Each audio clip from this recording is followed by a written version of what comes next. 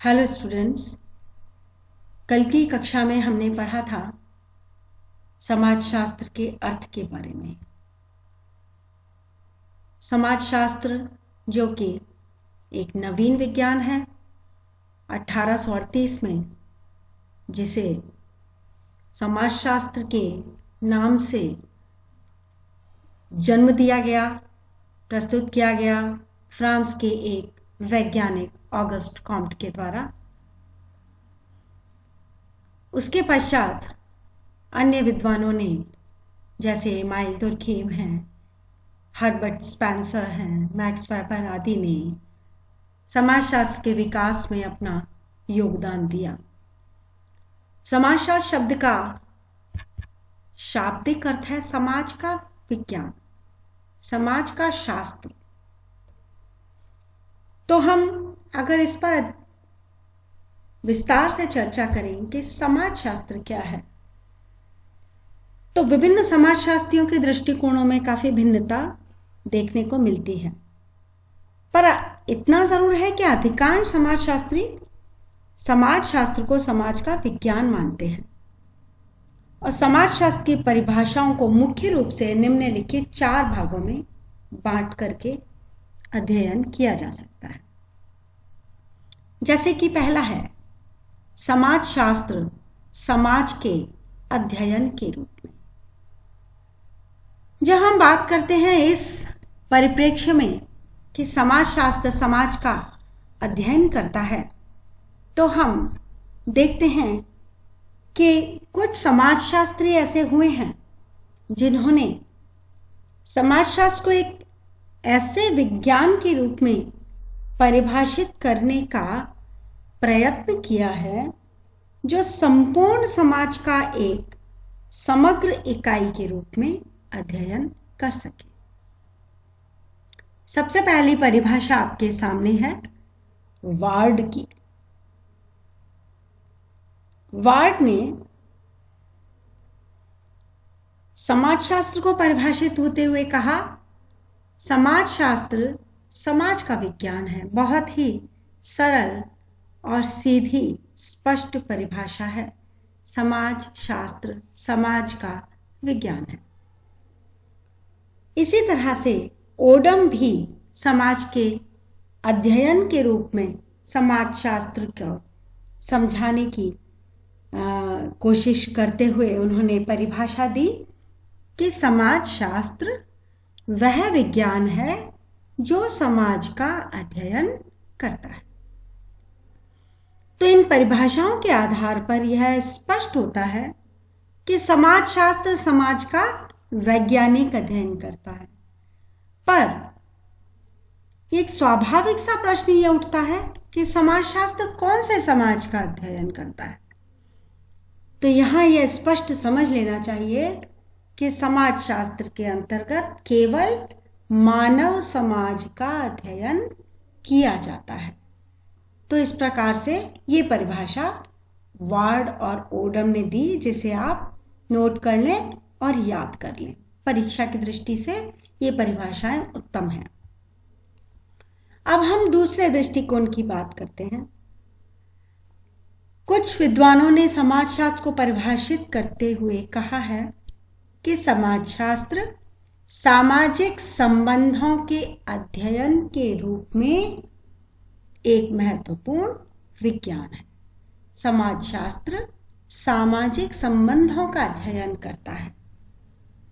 और अगर हम देखें तो कुछ विद्वान समाजशास्त्र को समाज का विज्ञान मानते हैं, तो कुछ सामाजिक संबंधों के अध्ययन को समाजशास्त्र मानते हैं।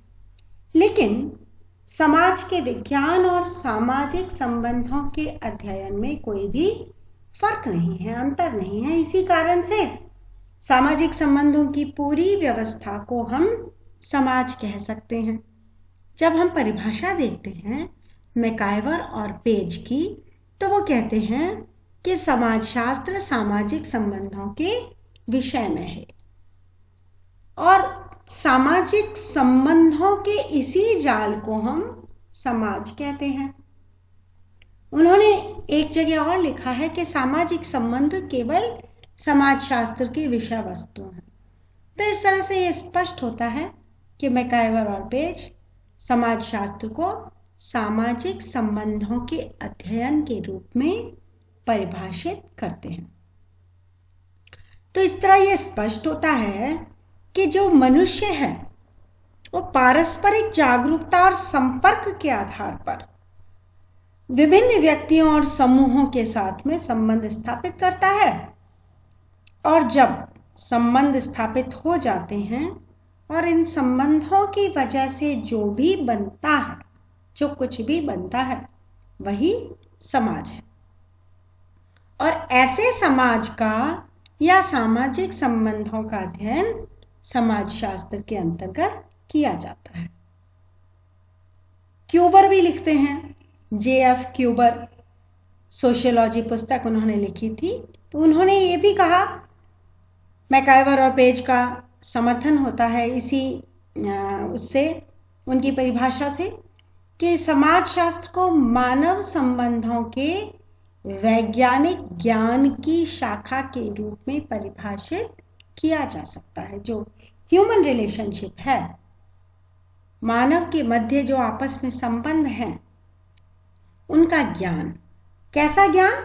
वैज्ञानिक ज्ञान, और उस वैज्ञानिक ज्ञान की शाखा के रूप में उसे परिभाषित किया जा सकता है। इसी तरह वेबर भी लिखते हैं। वेबर कहते हैं समाजशास्त्र प्रधानतः, मुख्यतः सामाजिक संबंधों का और कृत्यों का अध्ययन है। यानी कि समाजशास्त्र को और कुछ नहीं कहा जा सकता, केवल सामाजिक संबंध और उन संबंधों के कारण व्यक्ति जो कार्य करता है, जो कृत्य करता है, वह ही, उसी का अध्ययन करना ही समाजशास्त्र कहलाता है, कहलाना चाहिए। ठीक है, तो इस प्रकार से हम देखते हैं कि समाजशास्त्र के सामाजिक संबंधों की दृष्टिकोण से जो लोग परिभाषित करते हैं, वो इस प्रकार से अपने विचार रखते हैं। इसके पश्चात आता है समूहों के अध्ययन के रूप में। समूहों के अध्ययन के रूप में यानी कि कुछ समाजशास्त्री ऐसे हैं, जॉनसन है, नॉब्स हैं, हाइन या फ्लेमिंग, ऐसे कई समाजशास्त्री हुए हैं। हैरी जॉनसन की सोशियोलॉजी पुस्तक भी है जिसमें वो समूहों का अध्ययन करने का विज्ञान मानते हैं। वो कहते हैं कि सामाजिक संबंधों का अध्ययन कह देने से काम ही नहीं चलेगा।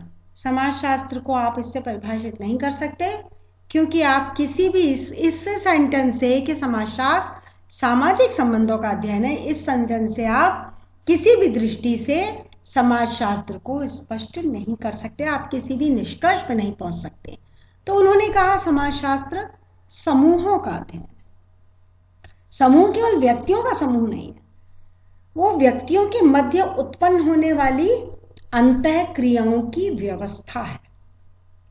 जब विभिन्न व्यक्ति एक दूसरे से संपर्क में आते हैं तो उनमें सामाजिक अंतः क्रिया उत्पन्न होती है, और इन्हीं अंतः क्रियाओं के आधार पर समूह बनते हैं।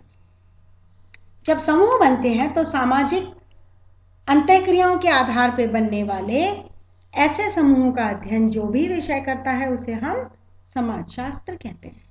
और जॉनसन कहते हैं कि समाजशास्त्र में उन्हीं सामाजिक संबंधों को महत्व दिया गया है जो सामाजिक अंतः क्रियाओं के परिणाम स्वरूप उत्पन्न होते हैं। तो स्पष्ट है कि समूह के निर्माण में सामाजिक अंतः क्रिया आधार के रूप में कार्य करती हैं। तो इसलिए सामाजिक समूहों का अध्ययन समाजशास्त्र में अत्यंत आवश्यक है। अब क्यों जॉनसन या अन्य विद्वान ऐसा कहते हैं? वे कहते हैं कि व्यक्ति समूह में रहता है, उसकी विभिन्न गतिविधियों में भाग लेता है, उसे अपने आवश्यकताओं की पूर्ति करता है, अपने लक्ष्यों की पूर्ति करता है।